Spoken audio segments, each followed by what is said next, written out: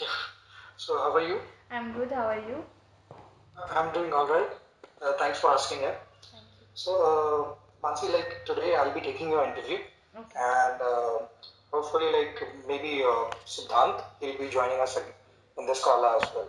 Sure. So, let me quickly just start the call Yeah. by giving a brief introduction about myself and about the company.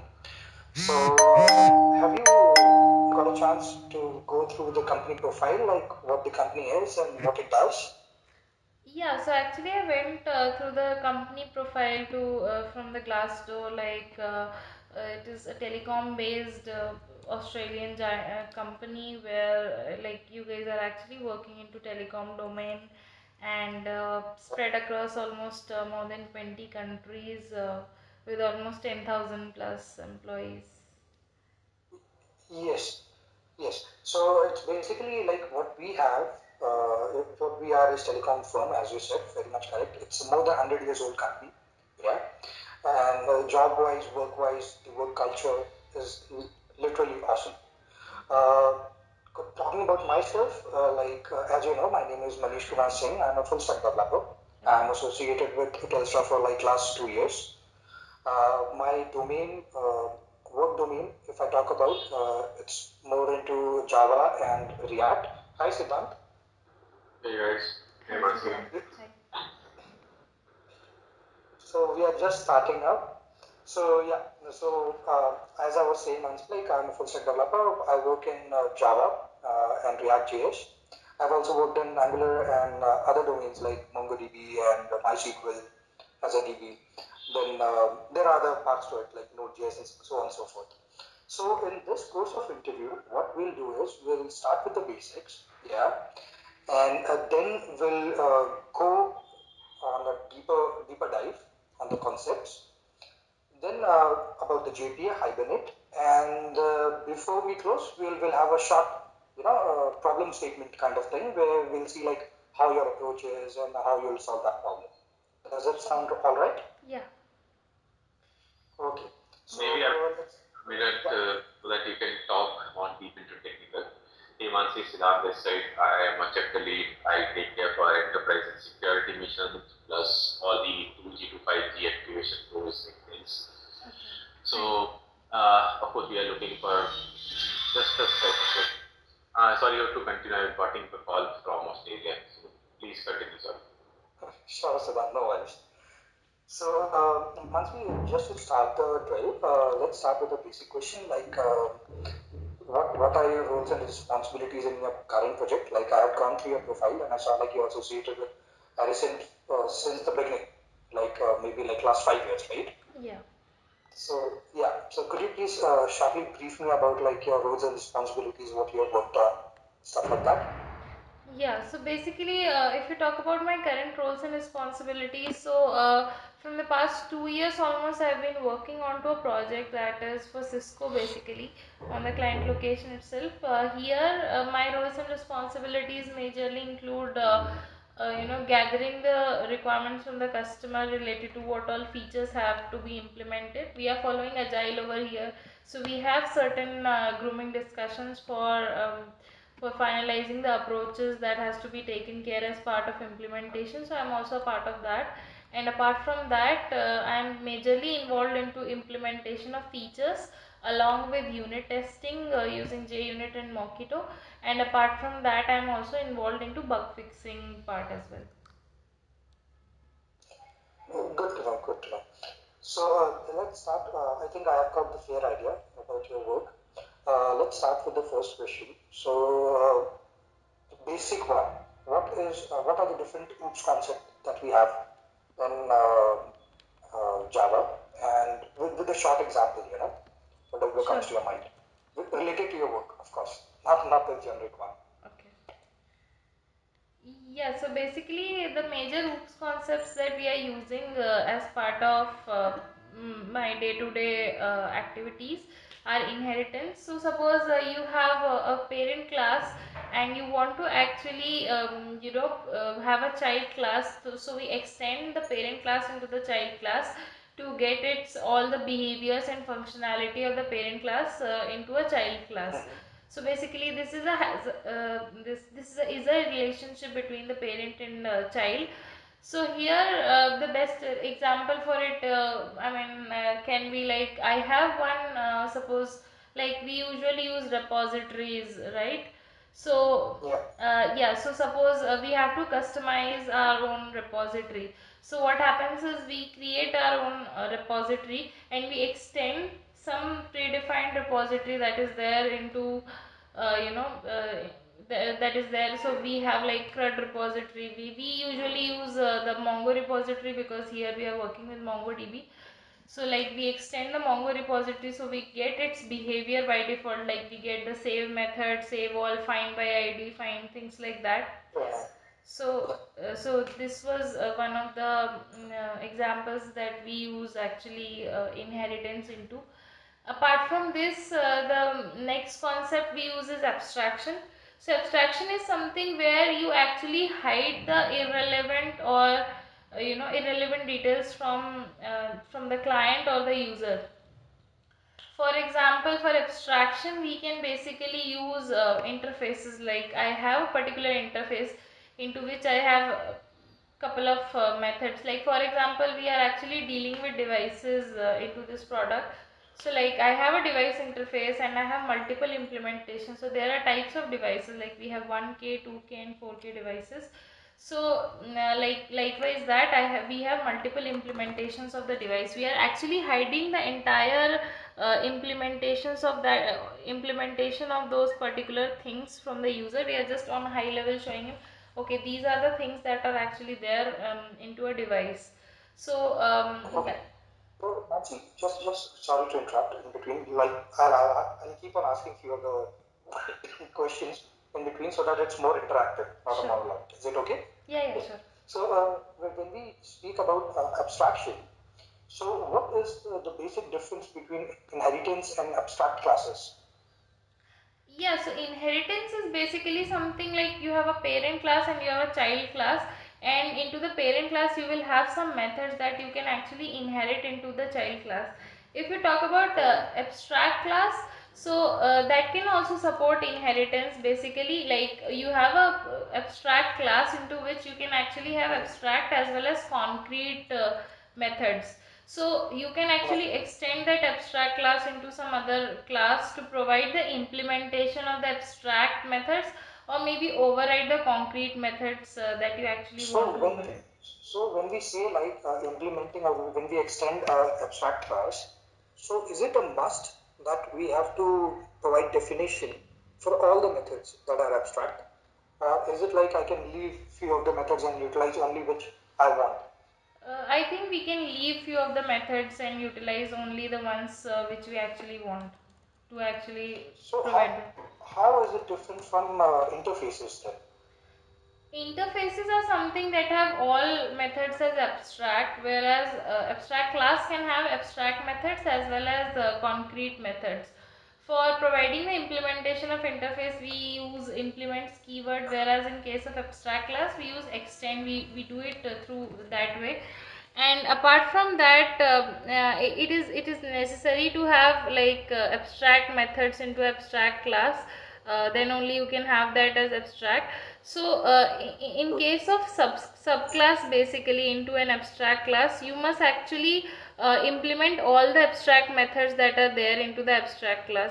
Whereas all the methods in an interface are basically abstract in nature, and in case of Java 8 actually they can be default as well as static So as well. what is the basic difference between them? Why do we need two different set of rules? I mean set of names. One is abstract class, another one is interfaces. When we can actually the things what they are doing is exactly the same. So it's like in case of this abstract class, you cannot like inherit multiple abstract classes into one particular class, right? But you can do that with Okay. interfaces. Okay. Okay. Fair enough. Okay. So now the next question that I have, another basic question. What is the difference between like public, protected, and private, and default? Yeah. So public basically, files. yeah. So these are access modifiers. So if you talk about public, so that is accessible from everywhere basically. If you talk about protected, so that is actually puts a restriction on the access. It is actually accessible within a package and all the sub packages basically. If you talk Okay. about this private, that is accessible within the class only, and default is actually accessible within a package only. Sure. Cool. So now the next question that I have in mind is like what is the basic difference between dependency injection and inverse of control? Okay. So I think dependency injection and inversion of control are basically one and the same thing. Actually, I'm not able to recall. There are few additional things that are there in inversion of control. Otherwise, it is similar to dependency injection for injecting particular dependencies basically and for loose coupling purpose. Okay, and what do we know about like this? How do we explain it? Like what is it? Yeah, so What is okay, yeah, please go ahead. inversion of control? Yeah, please go ahead. Inversion of control, IOC. Yeah. Yeah, so basically, into that, we actually provide this dependency injection as part of inversion of control. So into that, basically, we use it for loose coupling. Like suppose, for example, I have a controller, okay, and I have service layers. Basically, I have a service into which I have multiple implementations of that service layer. So at runtime basically I can actually loosely couple those dependencies, and I can auto wire my this particular one particular implementation at runtime, and as soon as the container starts, spring container starts, it can actually inject that particular dependency into that particular service implementation dependency into my controller class basically. Okay. Okay. I have got another one. Like since last 5 years you have been working on Java itself, right? Yeah. So have you worked any of your project have used Spring MVC rather than Spring Boot? No, actually, we have been using Spring Boot only since. Okay. Okay. Still, it won't be much of a difference just for understanding purpose. So, like in MVCs, what we used to do is we used to create the beans, you know, initialize the beans and all that. But here in Spring Boot, we don't need to do that. Why? And how is that taken care of? Yeah, so basically, earlier on, as far as I know, in Spring MVC, we used to have an XML where we used to actually define all the beans and provide some kind of property in name and value and constructor injection for constructor injection purpose. And then it actually used to do it. Right now, like for bean, we can use like you can use, for example, component, rest controller, these certain annotations, bean is also available. So as soon as the spring container starts, it actually the spring boot application annotation is there over your application class, which actually has component scan along with that. So it scans all the particular components that are there, and it actually creates bean out of all of them that are there on the class path basically. Okay. Okay. So in this case, like we have different annotations, right? So do you think like in Java Spring Boot it will create new beans every time, or is it a singleton bean that you have only one instance and you utilize it throughout? Yeah. So actually, basically the default scope into Spring Boot is basically singleton. So all the beans are actually singleton. They are actually created once, and whenever you do a get bean the other time, so they are actually created once the container starts. And whenever you do a get bean, it actually takes that already created bean and returns to you.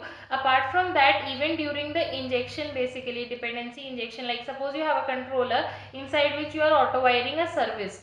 So it will first create bean of that particular service and inject the same bean into that particular controller that you have auto-wired.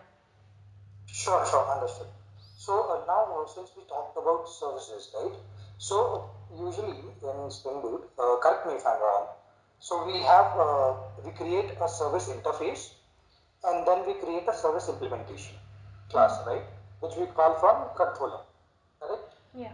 So usually the trend that we talk about, and when we are using talking about interfaces, then one interface can have multiple implementations, correct? Yeah. So about this service class that you have created, service interface, can you implement to two different service classes the same service interface? Yes. Are you sure? Have you tried it? Yeah, so basically, like if you have a particular interface and you have multiple implementations, so Spring actually auto-wires by two type. It first auto-wires by type. If suppose you have one single implementation, it will directly auto-wire by type. If you have multiple Okay. implementations, then there will be issues and conflicts. So in that case, basically we provide @qualifier annotation and provide into double quotes which implementation basically has to be injected. Okay, okay. So this qualifier injection that we are doing, we'll do it in controller, or where are we supposed to do it? Yeah, so Because in controller, once we get the API request, we call the service, right? And when we are auto wiring, we just provide the service name, right? Which internally goes and connects with the service interface, right? Or does it connect with the service implementation? So basically,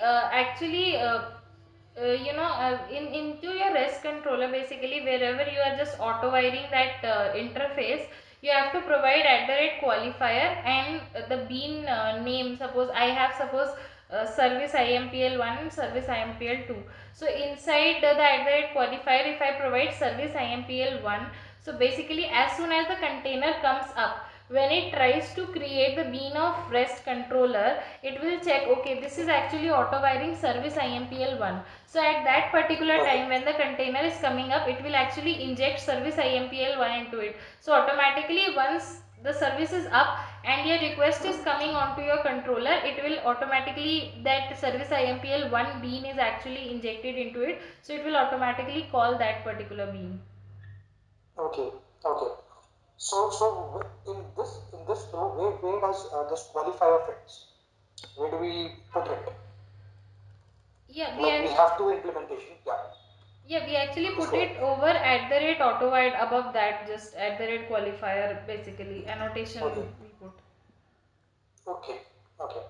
So now let's say, like, since we are talking about APIs, so let's say there is a scenario where there is this call which is coming from UI, this API, and there are three conditions that can happen. One is the call is successful.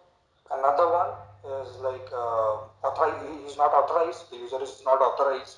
And third one, the call has failed. So what kind of response will you send? What would be your approach to solve this?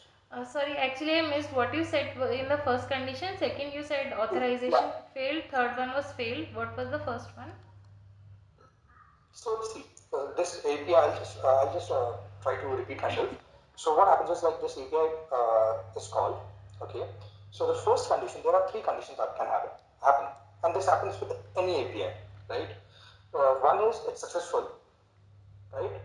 You get the response, you send it. Another one is the user who is sending this request, the client, he's not authorized to do it. Okay. And the third one is like there is a failure, maybe a DB failure, you are not able to fetch connection issues or something like that. So how will you handle this scenario? Yeah, so for handling such kind of scenario, we actually do it through exception handling. Like suppose we have a controller advice basically. So I am not exactly able to recall which class we actually extend. It is I'm not able to recall that, but we actually create custom exceptions. Like for that, suppose uh, unauthorized will be something like bad request exception, which will be associated with 401 error code, giving you Yes. unauthorized. And like for example, some DB related, if there is some error within the service, we will actually return something like internal server error with 500 error code. If there is success, then if it is a create API, it will return 201 created. If it is a suppose update API, it will return similar kind of code like that. It is there. If it is a delete, it will return 204. So basically we create custom exceptions extending the runtime exception class, and we associate @response status along with that whatever status code we actually want to provide. And into our controller advice, basically what we do is we actually are not able to exactly recall which class is that, but it has methods like handle all exceptions, handle this kind of exception. So we can actually override those methods over there. And if suppose handle bad request is there, I can create a handle all bad request and associate like @exception handler for bad request exception. I can provide the custom exception that I have created, and into that I can like for every application you should have a proper schema that has to be written to the UI. Like for example, you have the error code, error message, along with the description. You have certain things, whatever is your requirement. So you can simply create a pose over there, set all these fields into your handle message. So whenever some error comes, it will go to that particular exception handler. It will basically set all your details. Suppose there is, for example, 401 unauthorized, it will go to that particular one and then set all the details, and then you can return that to the user with specific message basically. Makes sense. Thanks, Mansi, for such elaboration. Really appreciate that. Now, let's take a step back and talk about like what is the basic difference between string buffer, and the other one what we have, String builder. String builder. What are the basic differences between them? So when to use what? Yeah, sure. So basically string is immutable in nature, whereas string buffer and string builder are actually mutable in nature. So in cases where you actually do not want your things to be modified, in that case we actually go for string. However, when we want to modify a string and use it with the same reference, then we go for string buffer and string builder. But there is one basic difference between the two. So I think string buffer is basically that is synchronized in nature, and string builder is non-synchronized, which means that string builder is actually not thread safe. So builder is better since it is not synchronized. It will be better in performance definitely, but you will not have thread safety. So in cases of multi-threaded environment, we should always go for string buffer, and in cases of when we have a single thread and we want better performance, we should go for string builder. Okay, got your point. So now let's say there is this string which says like ABC, string S, which is ABC. Now in the next statement, I say S equals to ABC plus BCA or anything, So you said like what will happen? Let's go from the basics. Like what will happen in this case? So whenever you do a string S is equal to ABC, so actually it internally checks into the string pool if this ABC is actually there in the string pool and some memory is allocated to it. If it is allocated, it will your reference S will be pointing to that particular memory that is already allocated. If it is not there, it will create a new one and your S will point to that particular memory. Now when you try to modify it, since it is immutable, you do an ABC plus BCE for example. So what it will do is, it will not modify the existing ABC. It will actually create a new memory location with ABC, BCE, and now your pointer will actually be moved to point to that particular new memory location basically. Yes. So the reference is to this new one. Yeah. Okay, so now what will happen to this ABC that we created? Yeah, so actually if some other, suppose some other pointer is actually pointing to it, some other reference is pointing to it. So in that case, that will be there. If it is not there, then it will be actually, unreferenced, and that will be dangling and dangling memory location allocated. So that will be actually eligible for garbage collector. Whenever garbage collector will run, it will clear off that particular allocation. Yeah. So how does this garbage collection works? So Like basic, how does it do the cleaning? Yeah. yeah, so basically, there are couple of methods using which we can actually, uh, give a request to garbage collector. Actually, we cannot, force it to run at that particular time. Like we can use, I think system.gc is there, finalize method is there, Right. but that will just give it a request that okay, these are actually. Finalize does yeah. Finalize fancy doesn't trigger collection, right? Garbage collection. Uh, System.gc it does. Finalize will not trigger the garbage collection. okay. It will get triggered when garbage collection is about to happen. Yeah, yeah, yeah, Yeah, it's not the vice versa thing. yeah. Yeah. So when this garbage collection is happening in this case, so what are the different generation that it goes through, and like how the cleaning is done? That actually, honestly speaking, I'm not very sure of how does it do it. Okay. Okay, never mind, never mind. There are two aspects to it. One is young generation and another one is old generation. You can read about it. It's really you will like it. The concept is really good. Okay. Okay, now let's say let's move to the JP and Hibernate. Is it okay? Yeah, actually, So honestly what? speaking, I haven't worked on Hibernate. I have actually worked on just the JPA part. Okay, okay, no worries, yeah, no worries. Because JPA, anyways, internally it will use the Hibernate itself Yeah. for the connectivity to the DB and all. So you have fetched the data, right? You have written APIs to fetch the data from. Yeah. So just give me a moment. I'll quickly share my screen to make you understand how it is. Just a minute.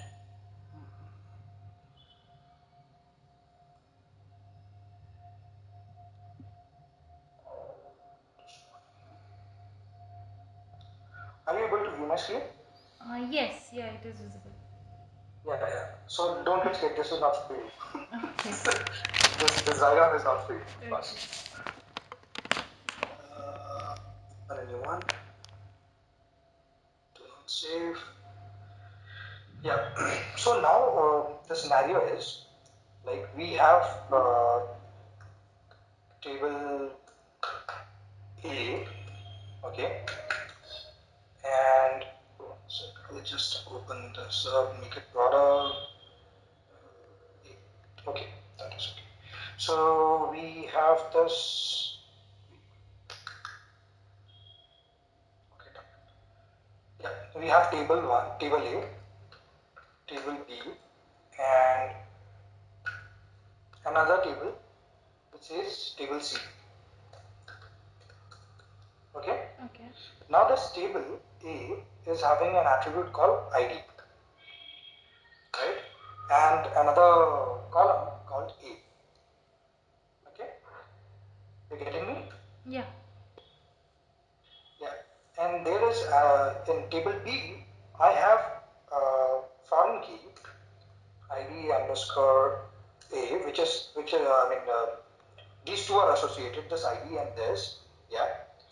And we have next column as B, and we have ID underscore C, and here the column is C. Okay. Now the thing is like your API, what it will do is it will pass you a parameter, query parameter with ID. Okay. Okay, and you have to in response you have to provide the value of A, B, and C. Sorry, A, B, and C. Okay. Oops. So how will you do this? Okay. So you are actually getting the idea of table A.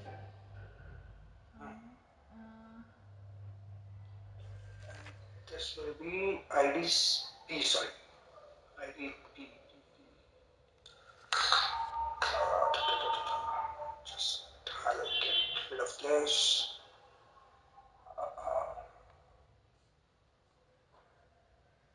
Get rid of this.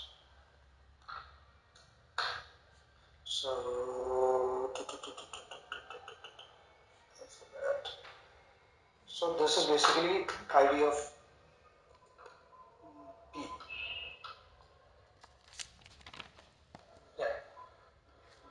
Yeah, so basically, for the first scenario, like I'll be getting the ID in table A. So basically, I can do a find by ID, because as soon as we extend the Mongo repository or JPA repository, you can actually you get find by ID method, through which you can actually find the values corresponding to that particular ID.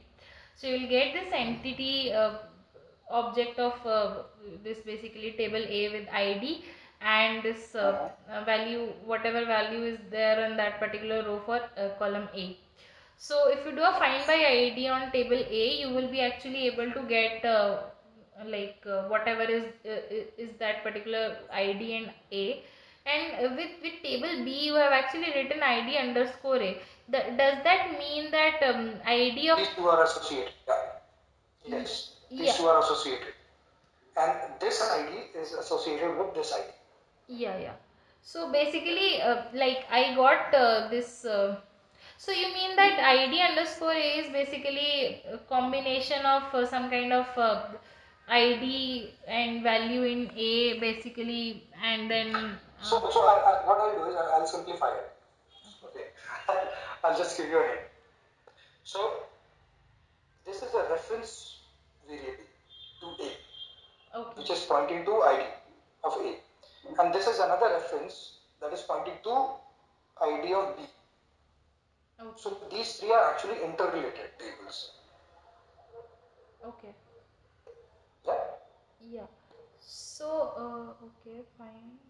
So how to? So I think if we do a find by this particular reference into B, and find by ID to this, so we will have three different entities and three different repositories for A, B, and C. But in this case, what problem I see is like you are creating three different objects. Yeah. Right? To hold the information from each table. Yeah. And then you need to create another object to associate this information, ABC, that you can pass as a response, right? Yeah. So don't you think it's a lengthier way, longer one? Yeah. Then in that case, Because this is I don't think like this is the optimal solution. This will get the job done, no doubt. This will get the job done, but it can be more efficient if I believe. okay. I think. Do we have like one-to-one relationship between these tables, right? Yeah. Okay. In that case, I think we can do it like there can be one-to-one relationship, and we can have something like join column, using which we can actually get it. We can have, for example, this join column, and we can have the name over there, and through which we can directly get from this just querying one So how does particular. this join column works? Like how will you implement this approach? This is the right approach actually, just to boost your morale. This is the right approach. But yeah, how exactly will you execute this? So for example, I have this table A, table B, and table C. So there is an annotation at the rate join column, where you can actually provide this into round brackets. You can provide the name, and then you can provide the name of that particular this. No. We are going on a wrong direction. Because if we do that, then in this case, what will happen is even when we are just fetching ID underscore B, right? Yeah. Find by ID underscore B, it will return an object, a DB object, with the information of B and C, B and A, even though when you are not needing it. So just to solve this particular problem, just to get this information out for one API, making this huge change to the DB class, because you are actually making a change to the DB class when you are using annotation, right? Yeah. So that will not be the right way. Okay, so can we use like at the rate query basically No, annotation where I'll just cut it short. We yeah. don't need to run by at the rate. I mean annotations. What we can do is we can have the select statement query where we say select A, B, and C from table. So A, B, C, table A, table B, table C, join so and so, where so and so, and it will actually get the exact table, exact information that we want. That's it. Yeah. So okay, we can park this. I have another question for you. Just let me do Control Z. It doesn't work. Okay. Now let's say there is a stream of data. Okay. We have the stream of data here, and this stream of data populates a number. Okay. It populates a number which can either be plus or minus 1 every 5 seconds.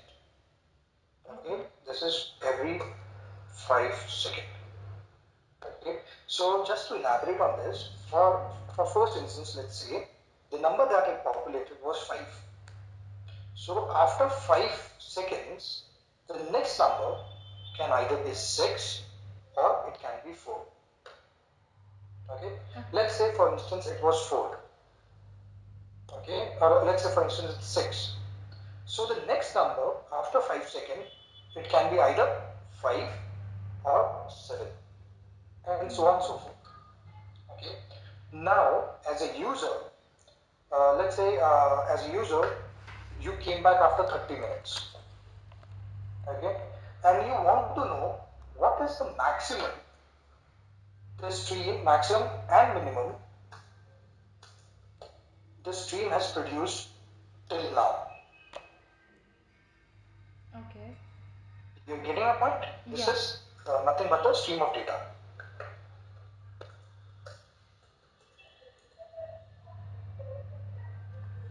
Take your time to analyze and please feel free to point out questions.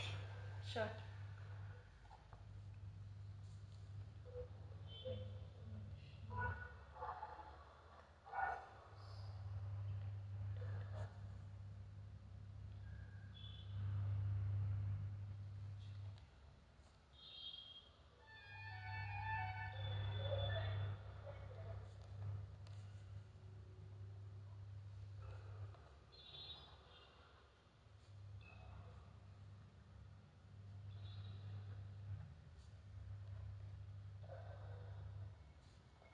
So if you talk about this minimum and maximum basically, like maximum could be like a positive case scenario, that is it like starting from 5, so every 5 seconds we will be incrementing that, and like minimum is like every 5 seconds we are actually decrementing the start value, is it? I'll just clear it out.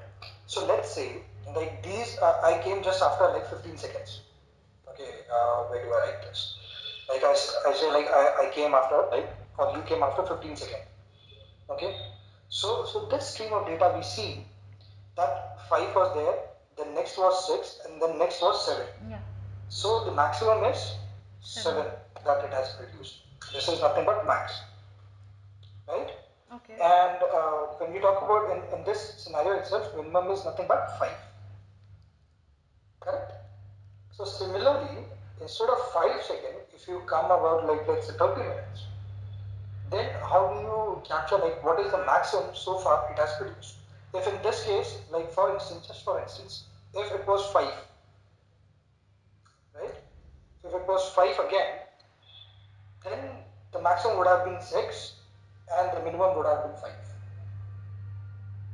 Okay.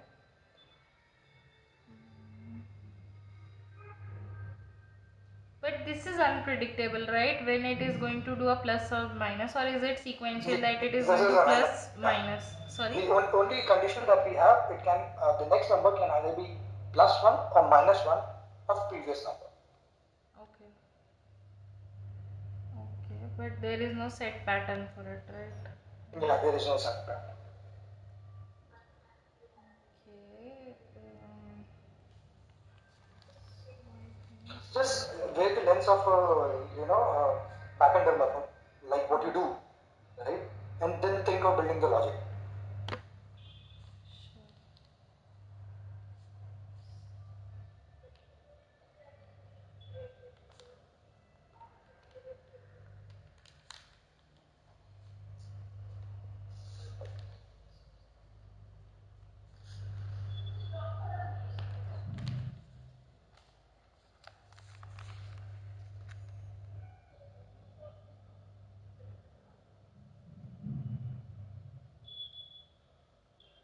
Okay, let's do one thing. Let's go ahead in the interview, and we'll come back to this at the end.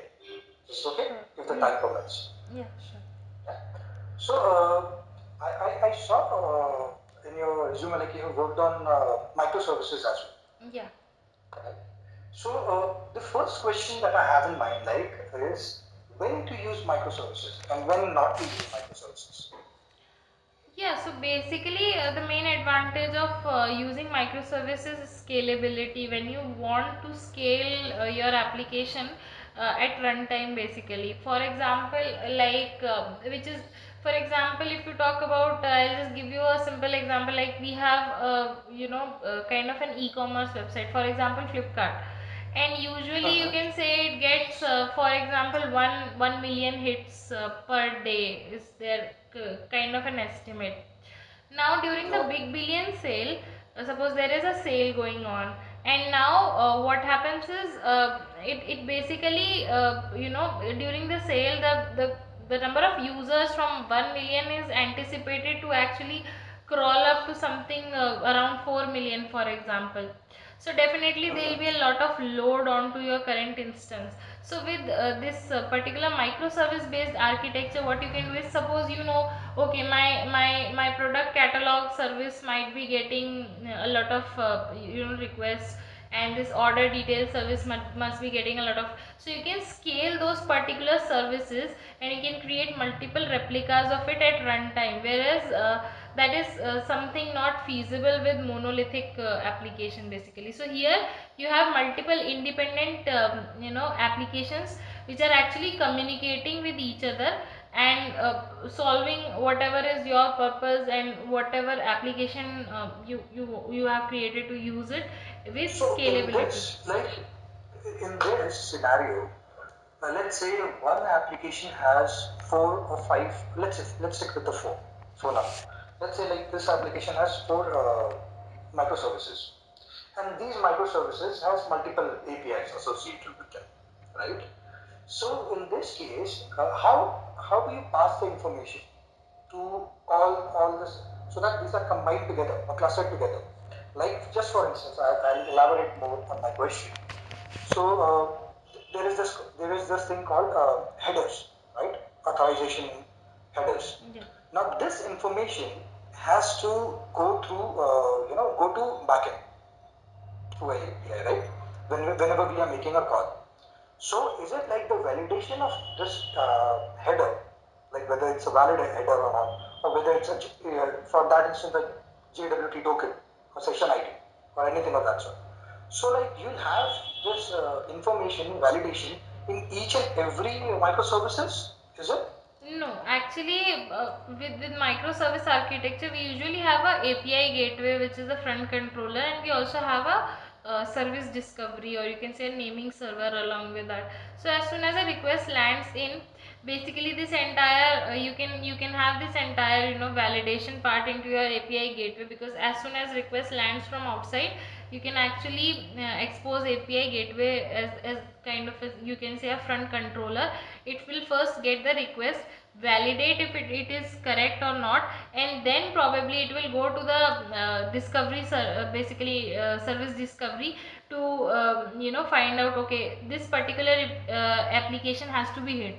So how many instances are there, if some instance is up or not, and it internally resolves the port and everything over there, and So then API.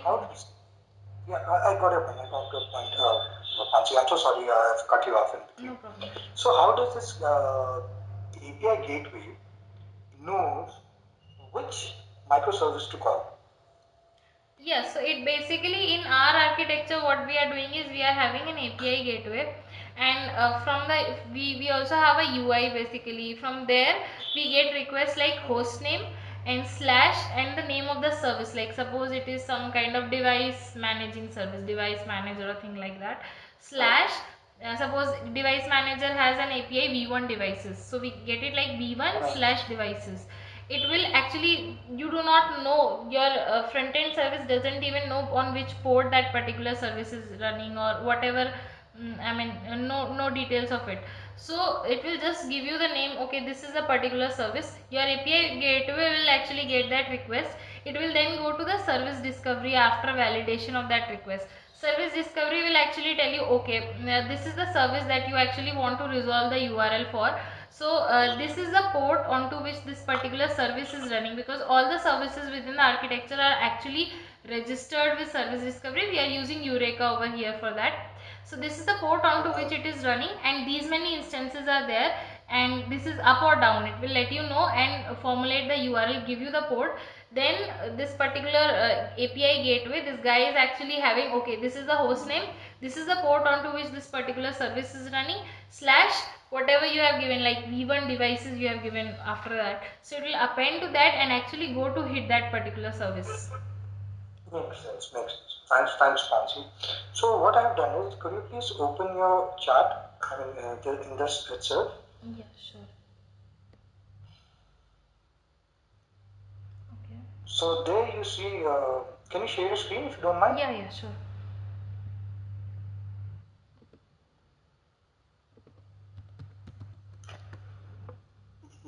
Yeah. So Yeah, so I think okay.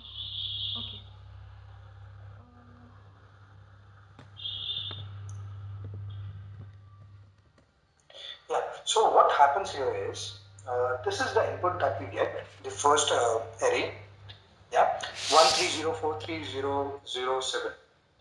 And the output that I want from this function that we are about to write is like the zero should come in front, all the zeros, and the sequence of non-zero numbers will remain the same. So you see, like the first one was 1 and it was followed by 3. So after zeros in the result we see it's 1 and 3. Then it was 4 3, so we get 4 3, and the last is 7, so the 7. So the sequence is same. The only difference is like zeros moves in the front. Okay.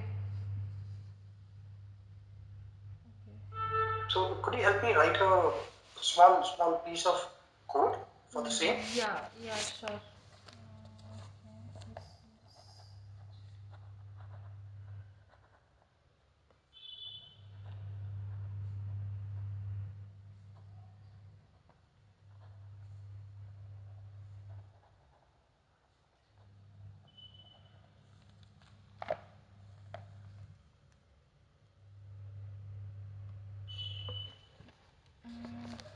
Okay. Like suppose I have a list of integer.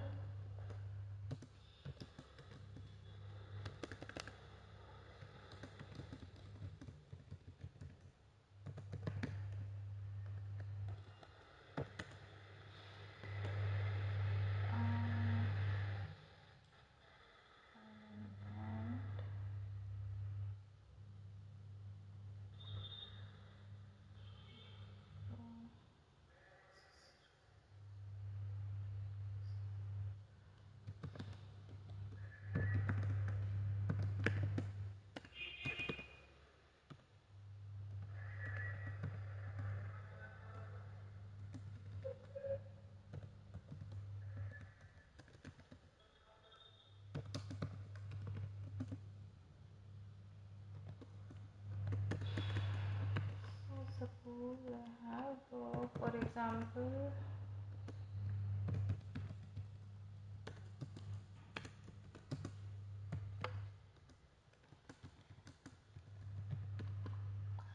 what I can do is I can actually know the length of that array. How come I will be knowing? Okay.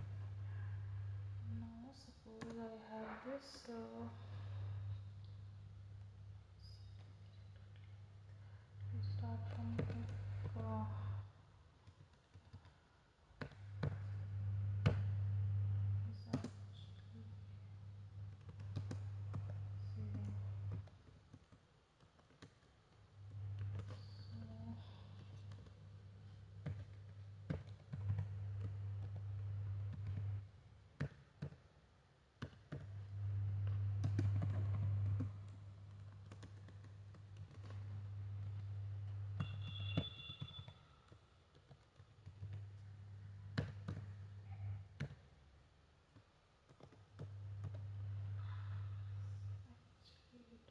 Add two different lists. Yeah, I can maybe do it something like this basically.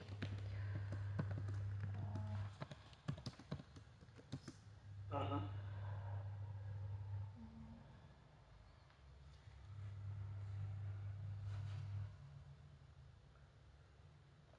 Then I can just simply like size it is print both these basically like so see I have two different array lists, so I'm just iterating from suppose this is an array from 0th index to the end basically, Yeah. and I'm picking up each of it. If it is equal to 0, so I'm adding it to the first array list, otherwise I'm adding it to the second array list. And Makes sense. yeah, and after that I can just do a L1 dot size. I can print all the elements that is there in list 1, and then similarly I can do L2 dot size and print all the elements that are there in list 2. Yeah, but the problem statement, we are running a bit outside this thing. The problem statement was like there is this one array which we have, and the result should be this function should return another one array with the changes in position of the elements. Okay. So here we are getting two different arrays, right? Yeah. Okay, so you actually want to update it in the same array. Yes. Okay, so in that case, I think I have to actually check for indexes. Uh,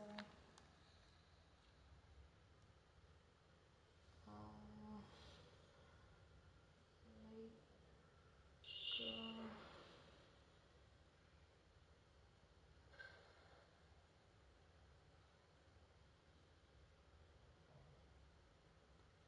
No worries, Mansi, no worries.